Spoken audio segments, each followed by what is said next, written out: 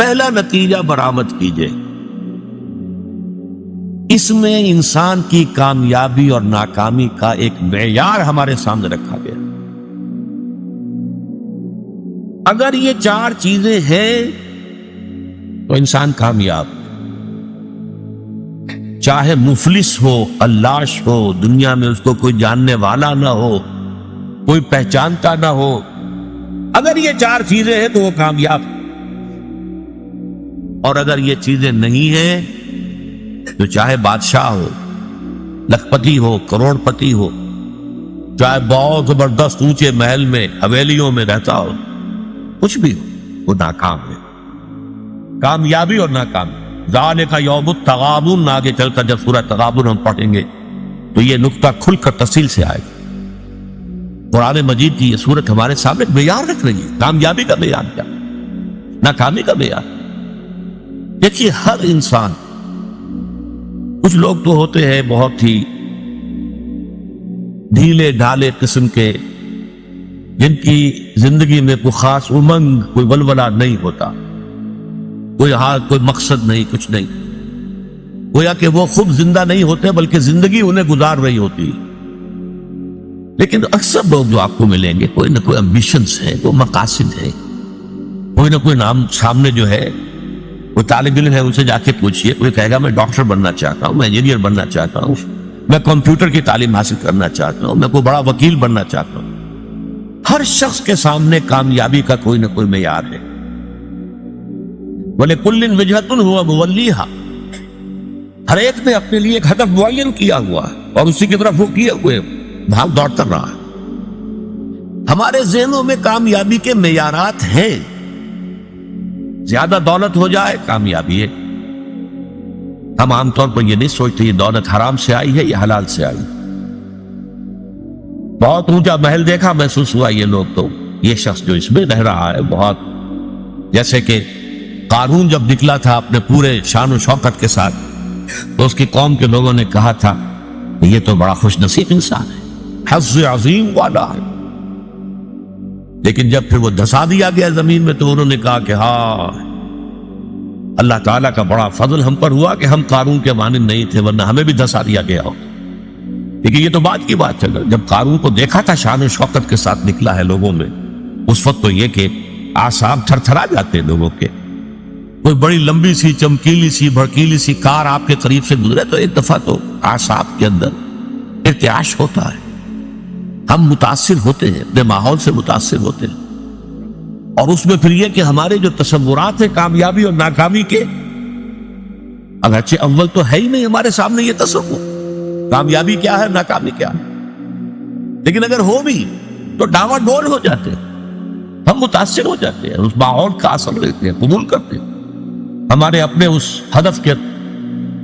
تو پہلی بات تو یہ کہ کامیابی ان چار چیزوں کے حوالے سے ہے، یہ ہے تو چاہے کوئی غریب ہے۔ حضور نے فرمایا کچھ لوگ ایسے بھی ہوتے ہیں جو کسی محفل میں بار نہیں پا سکتے، کہیں وہ سفارش نہیں کر سکتے، ان کی یہ حیثیت ہی نہیں کہ کہیں جا کر سفارش کریں، کوئی انہیں رشتہ دینے کو تیار نہیں ہوتا، غریب ہے، مفلس ہے، خلاش ہے، کوئی حیثیت نہیں۔ لیکن اللہ کی نگاہوں میں ان کا مقام وہ ہے کہ اگر وہ کہیں بھولے سے بھی کوئی قسم کھا بیٹھے تو اللہ تعالیٰ ان کے قسم کی لاج رکھے گا۔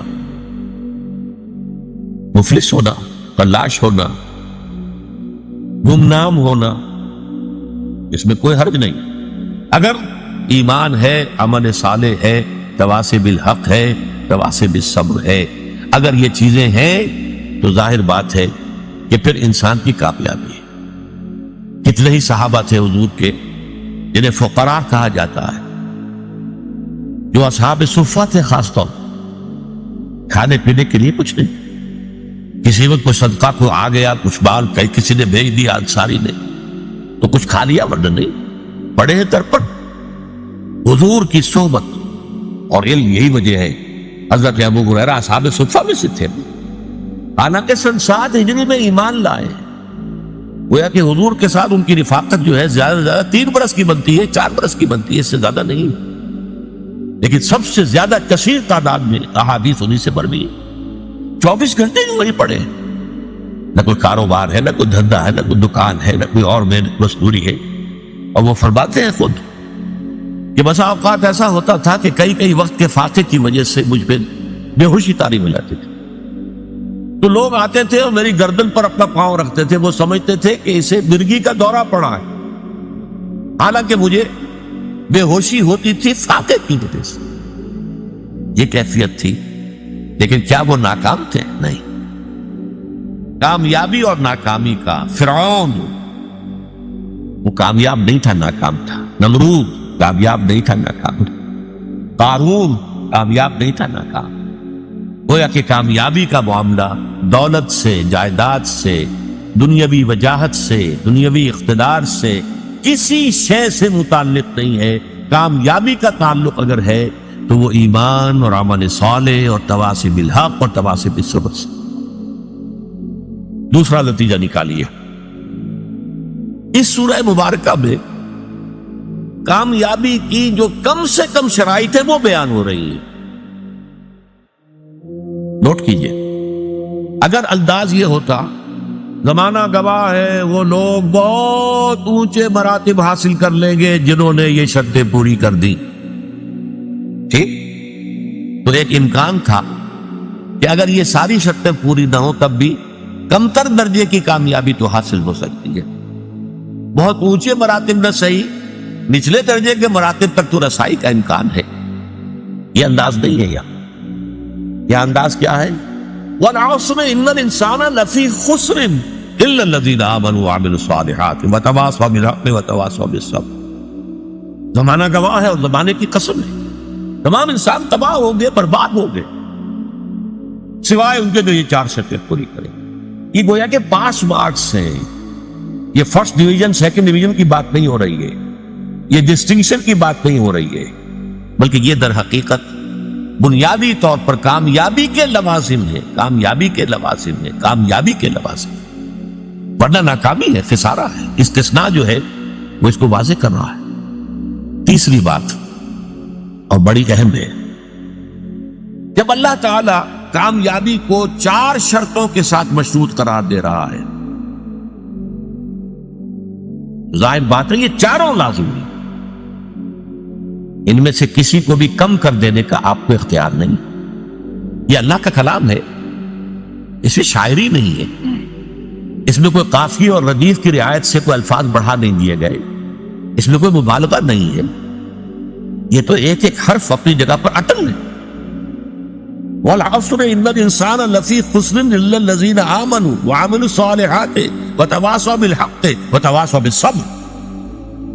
یہ چاروں چیزیں لازم. اس کو یوں سمجھیے کہ اگر کوئی معالج آپ گئے ہیں، آپ نے نبض دکھائی ہے، یہ جو بھی اپنا تشخیص ہوئی ہے، اب نسخہ لکھا گیا ہے، اس میں 4 دوائیں لکھی گئی. آپ نے اس میں سے اپنی مرضی سے 3 ختم کر دی یا 2 ختم کر دی یا 1 بھی ختم کر دی فرض کیجئے، تو اب یہ نسخہ اس ڈاکٹر کا نہیں رہا، یہ اب آپ کا نسخہ ہے. آپ کو معلوم ہے نسخوں میں یہ ہوتا ہے کہ ایک دوا کے کوئی سائیڈ ایفیکٹس ہیں جو خراب ہیں، اس کے کچھ سمی اثرات ہیں، زہریلے اثرات ہیں، تو دوسری شے شامل کی جاتی کریکٹیو کی حیثیت سے کہ اس کا ازالہ ہو جائے. آپ نے وہ کریکٹیو نکال دیا تو مارے گئے.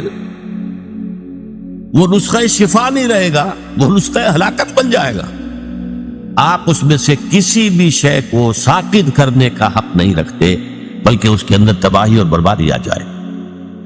یہ بات کیوں میں اس لیے ایمفیسس کے ساتھ کہہ رہا ہوں. آپ اگر جائزہ لیں گے تو معلوم ہوگا کہ ہماری عظیم اکثریت محض ایمان کی بنیاد پر کامیابی اور نجات اور فوز و فلاح کی 100% امیدوار بن کر بیٹھی ہوئی.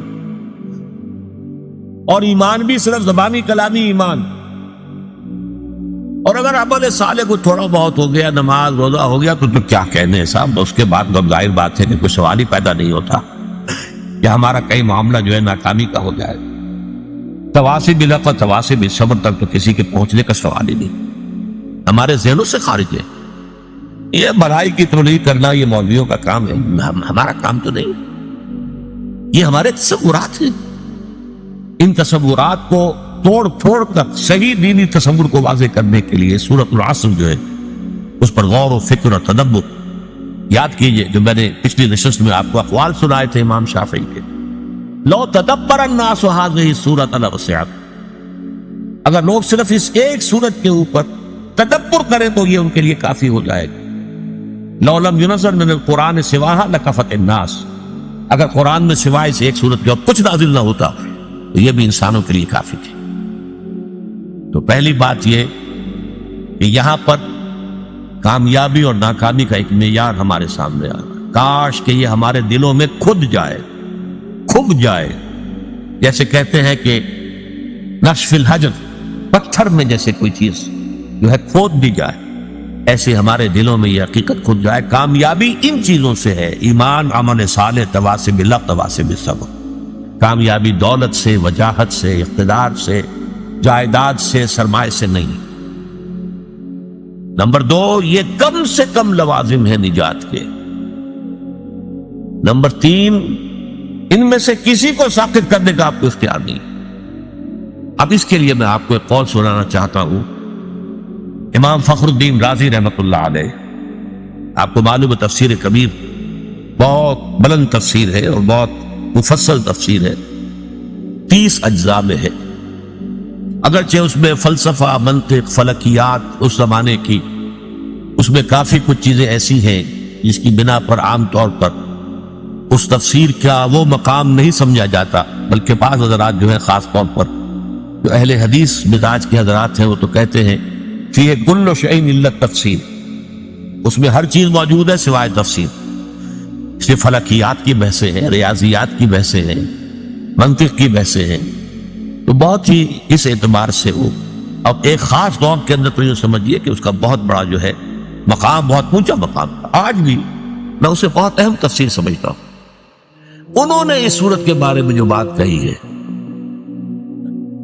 هذه الآیہ، اس تیسری آیت کے بارے میں کہتے ہیں، اعلم ان هذه الآیہ فیہا وعید شدید، اس آیت میں بڑی شدید وعید اللہ تعالیٰ کی طرف سے آئی. بأن اللہ تعالی حکم بالخسار علی جمیع الناس، اس لیے کہ اللہ تعالیٰ نے تو خسارے کا، بربادی کا، تباہی کا فیصلہ کر دیا تمام انسانوں کے لیے. الا من کان آتیا بہذہ الاشیاء الاربعۃ، سوائے اس کے کہ جو ان 4 شرطوں کو پورا کرنے والا ہو. وہی الایمان، وہ 4 شرطیں کیا ہیں؟ نمبر 1 ایمان، والعمل الصالح، اور عمل صالح، والتواصی بالحق، اور تواصی بالحق، والتواصی بالصبر، اور تواصی بالصبر. ودل ذالک، یہ ہے جملہ جو ہے دل ذالک، اس سے دلالت ہوئی اس بات کی طرف، رہنمائی ہوئی اس بات کی طرف، ان النجات معلقۃ بمجموع هذه الاشیاء، کہ نجات معلق ہے، منحصر ہے ان 4 چیزوں کے مجموعے پر. یہ ہے نتیجہ. منطقی اعتبار سے اس جملے سے یہ نتیجہ نکلتا ہے، صحیح نکلتا ہے، 100% درست.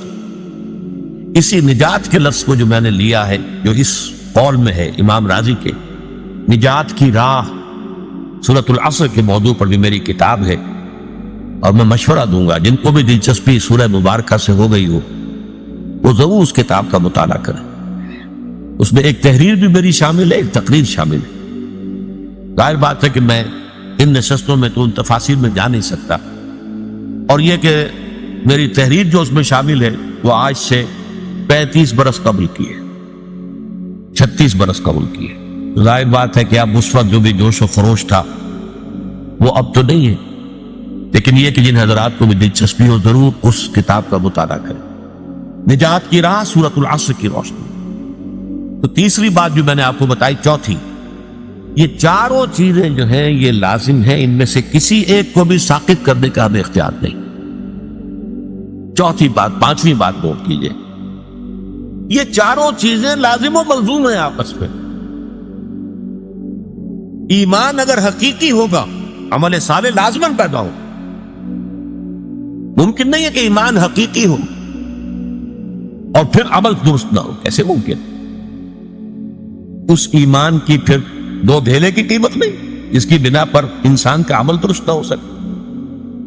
بہت سی احادیث میں ہم دیکھتے ہیں کہ غلط اعمال کی بنیاد پر ایمان کی نفی مطلق کی گئی.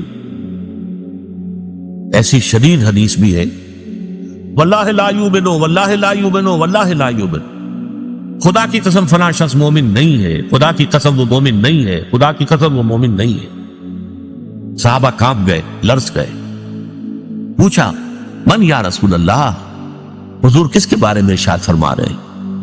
جواب سنیے، غور سے سنیے.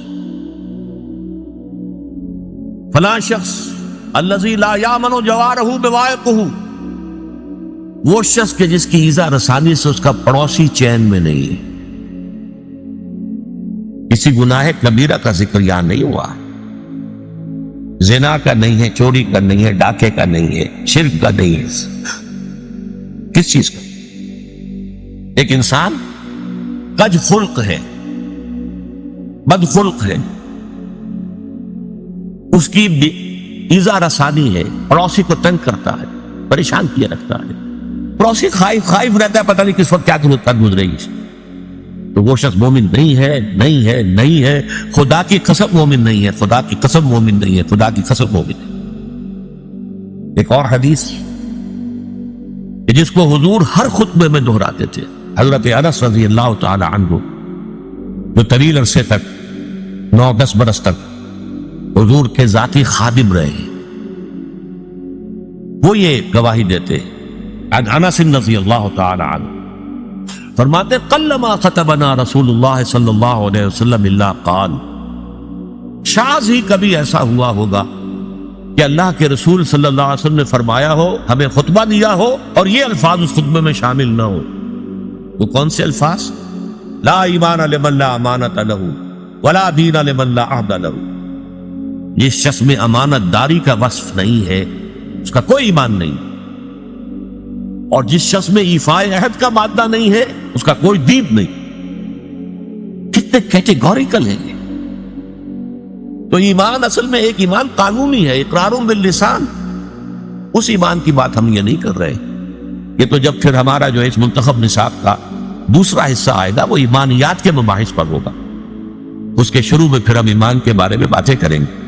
ایمان کسے کہتے ہیں، ایمان کی حقیقت کیا، ایمان کی اقسام کیا، ایمان کے درجے کیا، اور پھر یہ کہ وہ حصے پڑھیں گے قرآن کے اس میں ایمان کا سنتھیسس، ایمان کے یہ استدلال کس طور سے قرآن مجید ایمان کی دعوت دیتا ہے. اس وقت جو اب سرسری بات کر رہے ہیں کہ ایک قانونی ایمان ہے اقرار باللسان. کوئی ہندو، کوئی سکھ، پارسی، عیسائی ابھی کہے اشہد ان لا الہ الا اللہ واشہد ان محمد رسول اللہ، وہ مسلمان ہو گیا.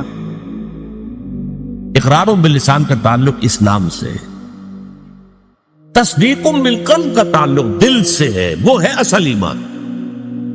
اور جب دل میں ایمان پیدا ہو جائے، یقین کی کیفیت ہو جائے، پرسنل کنوکشن ہو جائے، تو انسان کے اعمال جو ہے وہ قلب کے تابع ہوتے ہیں.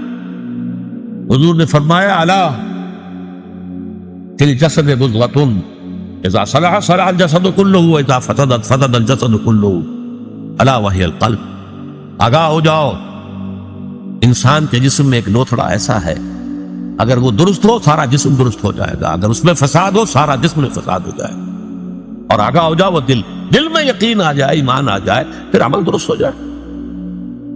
اسی طرح حضور نے فرمایا، جیسے میں نے کہا تھا وہ تو ایک تھی کج خلقی، صرف گناہ کبیرہ پر بھی کہا لا یزنی الزانی حین یزنی وہو مومن ولا یسرق السارق حین یسرق وہو مومن ولا یشرب الخمر حین یشرب وہو مومن. کوئی زانی حالت ایمان میں زنا نہیں کر سکتا. کیسے ممکن ہے؟ ایمان بھی دل میں اور زنا بھی ہو رہا ہو.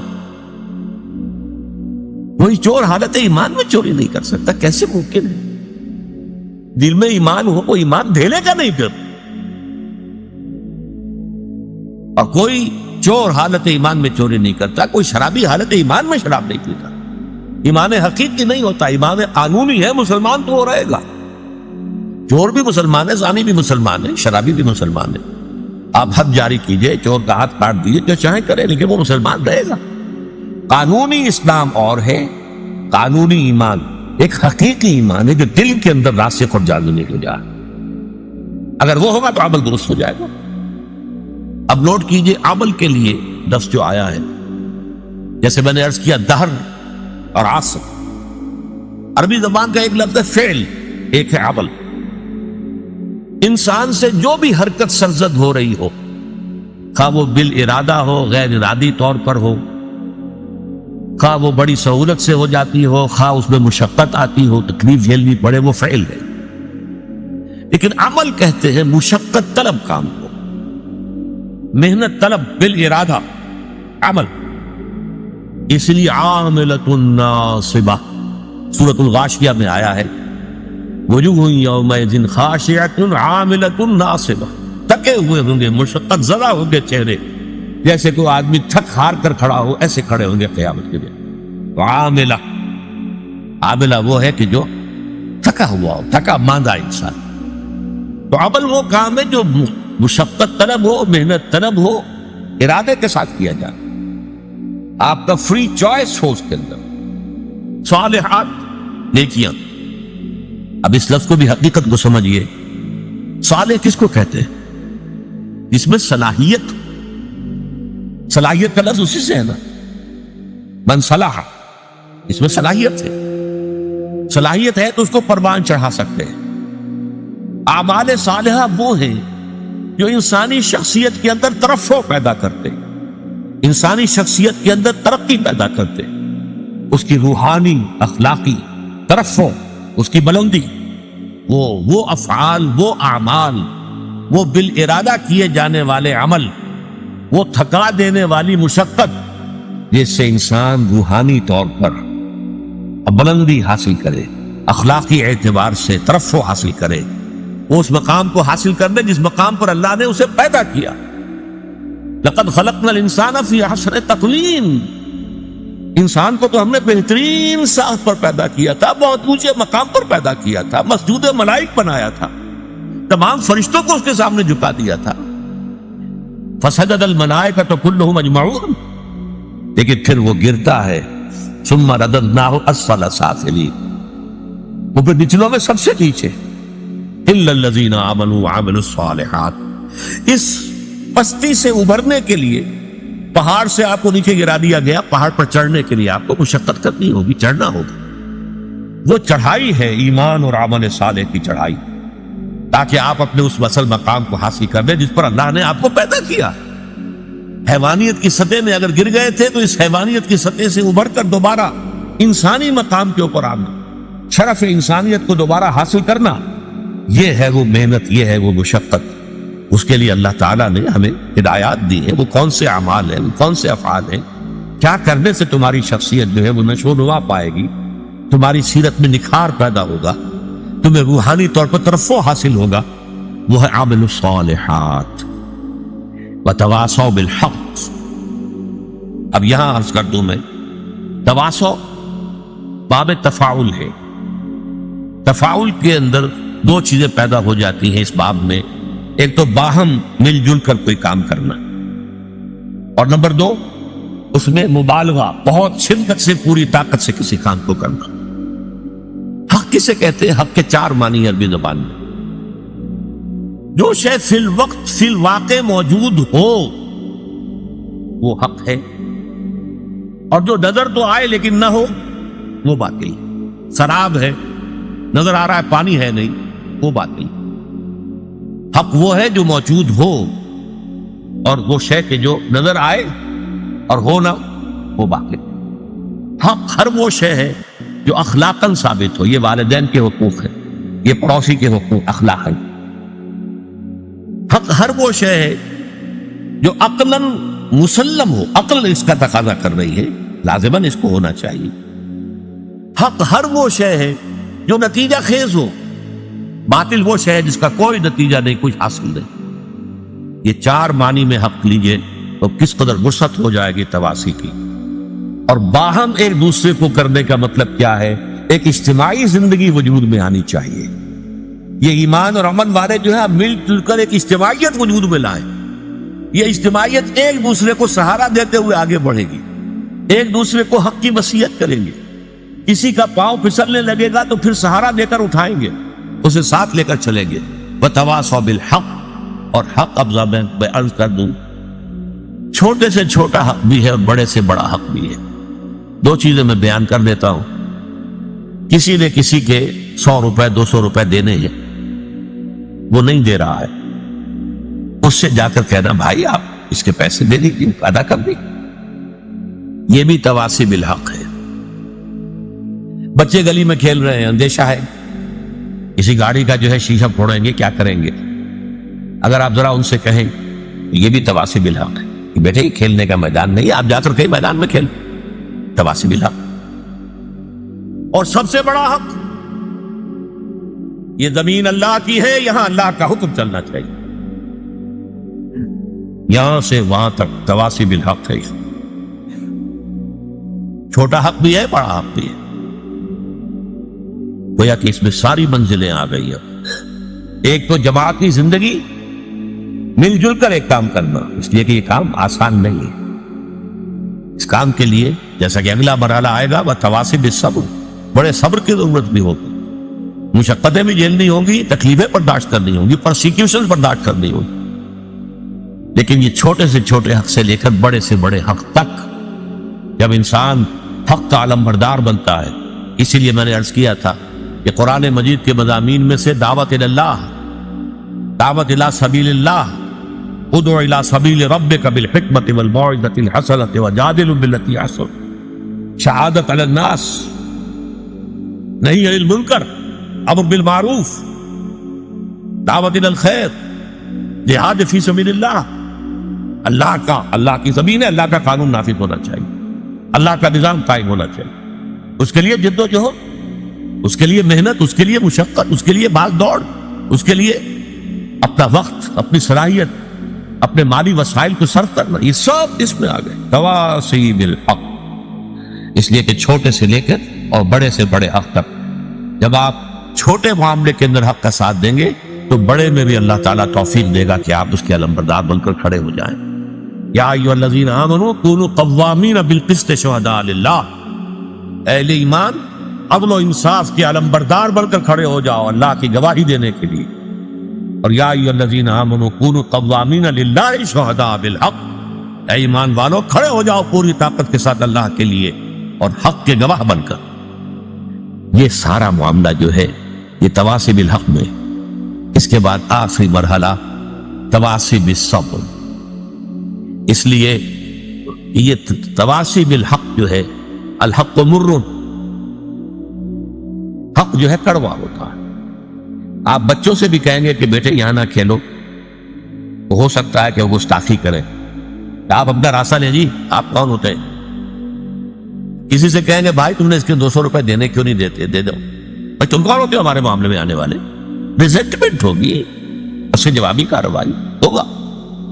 اور یہ تو چھوٹے حقوق کی بات میں کر رہا ہوں، ذرا بڑے حق کی بات کر کے دیکھیے، جو وقت کے شداد ہیں، فرائض ہیں، نماردہ ہیں، ظاہر بات ہے کہ وہ کبھی برداشت کریں گے کہ حق کا بول بالا ہو، اللہ کا دین قائم ہو جائے، ہماری بادشاہتیں ختم ہو جائے؟